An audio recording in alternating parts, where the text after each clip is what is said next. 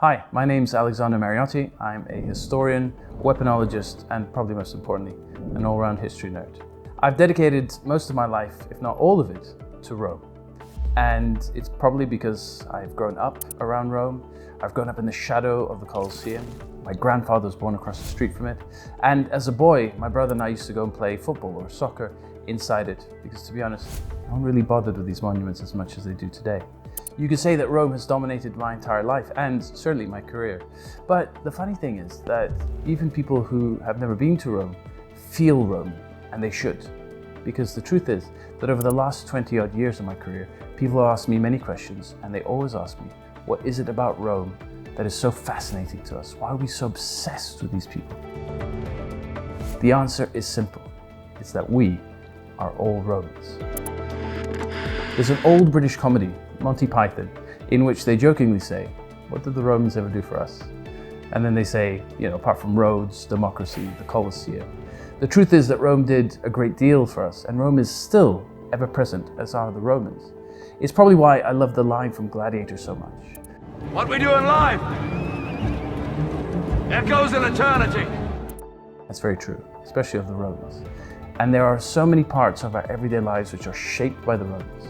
Our traditions, our language, our behavior. Take, for example, the calendar. Why not? We're taught the calendar at the age of 5, and we use it our entire lives, yet we know near to nothing about it. And the truth is that the calendar is not just Roman, it teaches us about Rome and its history. If I were to ask you, for example, how many months did the Romans have? You might say, I don't know. The truth is you do, because the calendar tells you. 7 September, October, November, 10 in French, 10 December. So the calendar actually tells us how many months there were, because it tells us that the last 4 are 7, 8, 9, and 10. And in fact, there were 10 months of the Roman calendar. Of course, we have 12, but that's because of Rome, and because of 2 of the most famous Romans of all time, Julius Caesar and the first emperor, Augustus. I imagine just by pronouncing their names, you can't help but think, that sounds a lot like months. Like Julius, July, Augustus, August. It's no coincidence. It's because these 2 historical characters created these 2 important months. And very important because they are, of course, when we take our holidays, still today. As was intended, what would make you more popular than creating, the summer holiday? The Fair Augustus, the Ferragosto, is still a very popular holiday in Rome, the holidays of Augustus. So the calendar, an everyday integral part of our lives, is Rome. So are words like salt or a salary. That's a monthly occurrence. But what is a salary? What is sales, for example? Well, great words, sales, salary, sound familiar, don't they?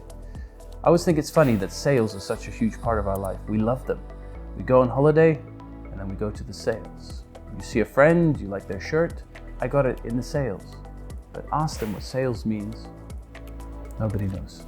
Sales, for anyone who speaks French, Italian, Spanish, sounds an awful lot like sale.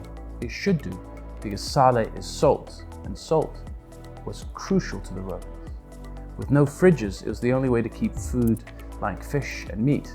Prosciuttos and salamis are something we've been doing for a long time because originally it's the only way to preserve them. And because of salt's value, and because other cultures like the barbarians didn't use salt, salt was very important to the Romans as a form of currency. In fact, soldiers of Rome were paid a weight in salt. It might explain why we have words like salary, which is a monthly payment in salt, and why sales is actually salt. But if we're talking about being Roman, why not the wedding, the bedrock of civilization, one of the most important days of our lives? It is infinitely shaped by the Romans. Take, for example, the exchange of rings or vows, or even a contract. Romans signed a contract, not quite the way we do. We sign a contract with pen and paper, but the Romans, not having it, signed it with a gesture which will be all too familiar to us, because it is the handshake.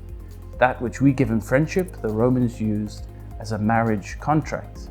Go to the Capitoline Museum, one of the greatest museums in Rome. You'll see lots of pictures of guys and girls in relief shaking hands, the sort of ancient equivalent of a wedding photograph. And in shaking hands and getting married, it might explain why I think we're Romans.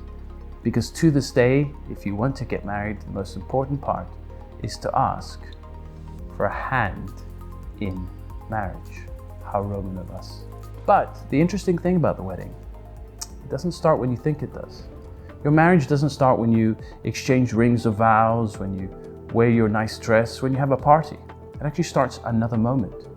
And it's tied infinitely to the start of something else. The start of the city of Rome. One of the most famous and enduring symbols of Rome is without doubt the lupa, the she-wolf. If you've ever seen an image of it, it's a she-wolf with two babies underneath, suckling from her. When you come to Rome, you'll see it everywhere. Police cars, municipalities, even our local football team or soccer team, Roma, uses it as a logo. But the story behind it is the start of Rome. For those two babies underneath that she-wolf are Romulus and Remus, legendary founders of the city, or at least one of them will be. They were born of a princess called Rhea Silva, who happened to be a Vestal virgin. At that time, her uncle had usurped the throne, and having two rightful heirs to the throne was a great problem, one that he decided he would get rid of. He sent a soldier to take the children down to the riverbank and get rid of them.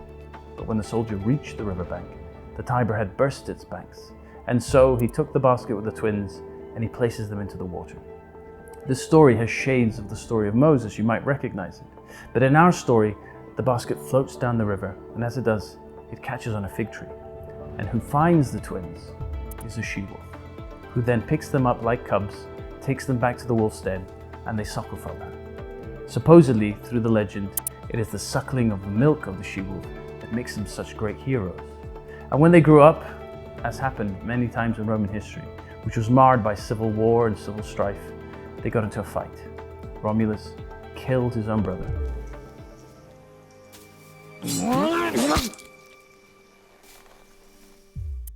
Romulus killing Remus is almost a premonition of what will happen later in Roman history. Marius against Sulla, Caesar against Pompey, Augustus against Brutus. But it's because Romulus kills Remus that he becomes the founder of Rome. And how he does so is he climbs to the top of one of the most important of Rome's 7 hills, the Palatine. Still today, it's a beautiful view, and I highly suggest if you come to Rome, in my opinion, no trip to Rome is a proper trip without going to the back of the Capitoline Hill and overlooking the entire Roman Forum, and of course, dominating over it, the Palatine Hill. On the top of the Palatine Hill is where Romulus built the first Rome, and they say it dates to the 21st of April, 753 BC, a very precise date which is still celebrated in Rome today. But when Romulus and his men settled there, they found a distinct problem. No one wished to have anything to do with them. After all, they weren't seen in a very positive light by the other tribes. So the Romans, to show that they were hospitable, put on a festival of what today we call the Circus Maximus. There was food, there was wine, there was games, but there was mostly wine. When the tribe who showed up, the Sabines, probably wished they hadn't partaken in Roman hospitality. For through the revelry, they got so drunk that they passed out. When the Sabines woke up from their drunken stupor, they found, to their amazement, something fundamental was missing. Every single woman of their tribe was gone, because that was the intent of the Romans. Get the Sabines drunk, and whilst they're drunk, take advantage, pick up their women, and carry them within what would become the gates of Rome. It isn't a great story. It certainly isn't a great start to a city. But it is a story that is celebrated in numerous forms of art, painting, sculpture. But you may be asking, what has this story got to do with us? Well, I did mention previously that weddings or marriages don't exactly start when you sign contracts or exchange rings, when you put on your dress, or even when you celebrate. It starts at another moment. Your marriage starts when you go home, you pick up your wife, and you cross over the threshold. Because in doing so, you partake in one of the oldest traditions in the world, one based on the foundation and the start of Rome. For in that moment, bride in hand, as you cross over the threshold, what you're actually doing is emulating the moment that Romulus, Sabine in hand, crossed over his line and started one of the greatest civilizations of history, Rome. So the start of our marriage is tied to the start of Rome. And that is why when you visit Rome, you'll feel Roman. You should. Rome's great success was that it made everybody feel like they were Roman. When you come to Rome, after a short period of visiting the sites, learning the history, no doubt you will feel like Rome in some way belongs to you. And what I say to you is, it absolutely does. Because it is through not just its history, but our traditions, our language, our behaviors, that we ourselves not only act like Roman, but are Roman. Roman history doesn't belong to a select few, it belongs to everybody, you included. Because at the end of the day, as you probably got it by now, we are all Romans.